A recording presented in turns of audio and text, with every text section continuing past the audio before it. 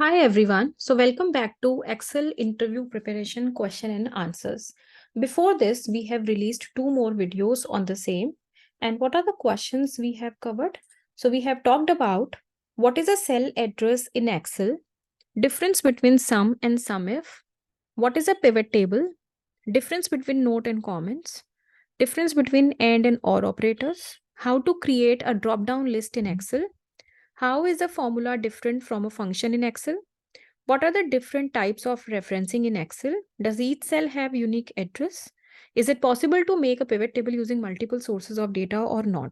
So if you are seeking the answers to the following questions, you can refer to those videos on our YouTube channel. Now moving to the next set of questions, how to make a pivot table dynamic. So first of all, we need to understand what is a static pivot table. So for example, this is the data we have, Superstore data, and I'm creating a pivot table. So insert pivot table.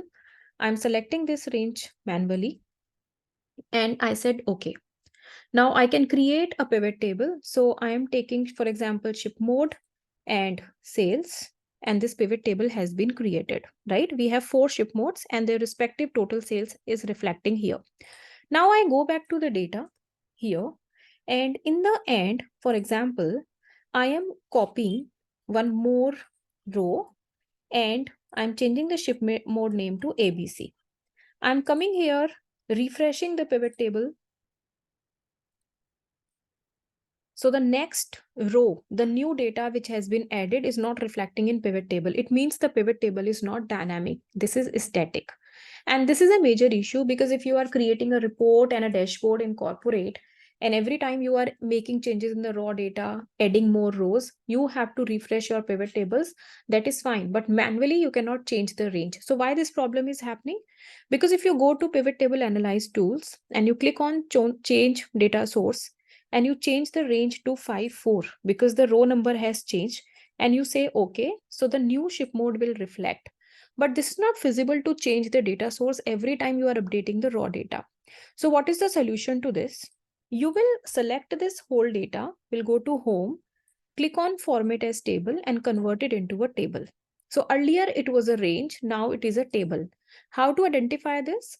When you click anywhere on this data, you would be able to see table design tools and your table is having a name here. So the by default name is table 2. You can change this name as well. Now what you are doing, you are again creating a pivot table from here, and instead of selecting the range, you can give the table 2, which is your table name. You said okay. Again, you are creating the same pivot table, ship mode and sales. Now you are going here in the end, and what you are doing, you are adding one more row. So the moment you are pressing tab, you will notice the next row has been included in the range automatically, right? For example, you are saying XYZ, and then you are giving your sales amount here, which is 100, and you are refreshing your pivot table. What will happen? XYZ will reflect here. Why? Because the range has been updated automatically, right? If you are refreshing this, it is coming here again. Why? Because this range has also been updated automatically now, correct? How? If you are clicking on this pivot table, going to this change data source, you will notice it became 5 because now you have converted this into a table. So this is a dynamic table, dynamic pivot table. So the answer to this question, when somebody is asking how to make a pivot table dynamic, then the answer to this question in single line is by converting your range into a table. Which is the function to find out the working days between two dates. So let me show this again practically. For example, the first date is 23 November 2023, right? And second date is 25th December 2023. And you need to figure out number of working days between these two dates. So working days means that you want to exclude the weekend and the national holidays, right? So for example, between these two dates, we have a single holiday, which is on 11th December, right? So you want to exclude Saturday, Sunday as weekend and this national holiday. So the function is network days. This one, what is the start date? This one, comma, what is the end date? this one, and holiday, you are going to select the date of your holidays, and you said okay. So 23 working days, right? And by default, it is considering Saturday, Sunday as weekend. What if your weekend is different? For example, you are working for a Dubai-based company which is having Friday and Saturday off. So what will you do? You will be using network days international function. So what are the parameters? Start date, end date, weekend. You can select your weekend also. It has extra parameter weekend. So I would be selecting 7, which is Friday and Saturday off, which is my weekend. This is my holiday. So 23. Again, we have 23 working days. So the answer to that question is, in case of the weekend is Saturday, Sunday, then network days. If you want to change your weekend, then network days international. These are the functions you would be using to find out the number of working days between two dates. How to get the current date in Microsoft Excel? So you can use today function without any parameter. It would be giving you the current date. So the answer is today function we would be using. If somebody is asking you for the time as well, like you want current time also along with the date, so you would be using now function without any parameter. So along with the date, it would be giving you the time also.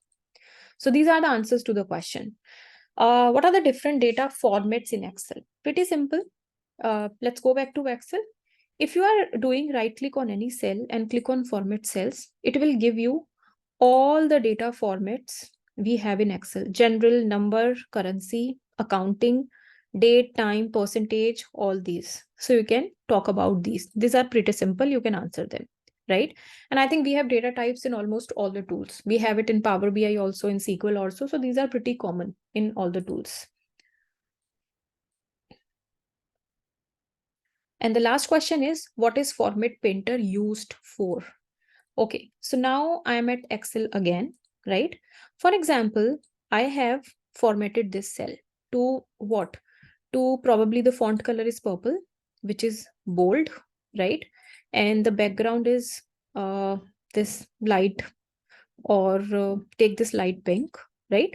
This is what you have done. You have given it a border also, a thick border. Now you want to copy this formatting to this cell as well, but you do not want to repeat this step. So what will you do? You will click on this, you will click on this Format Painter, this brush, you can see this is Format Painter, and you will click on this cell.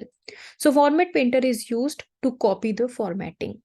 So you can copy the formatting of a cell also, of a table also, like anywhere. There is no restriction on the usage of this. So these are the answers to the questions, and these are the questions which can be used to check your basic to intermediate level understanding of Excel, your Excel capabilities. Because if your foundation is weak, no point checking your advanced level capabilities. If your foundation is strong, you would be able to crack the advanced level also. What happens, like if I know the basics, my foundation is strong, I will get the interest in learning advanced level also. So it's a kind of cycle we have. So every organization is every time checking the basic capabilities, basic understanding, because you start with basic, right? So I hope you like the video. If you like the video, please subscribe to our channel, and please feel free to share this video with friends as well. Thank you so much.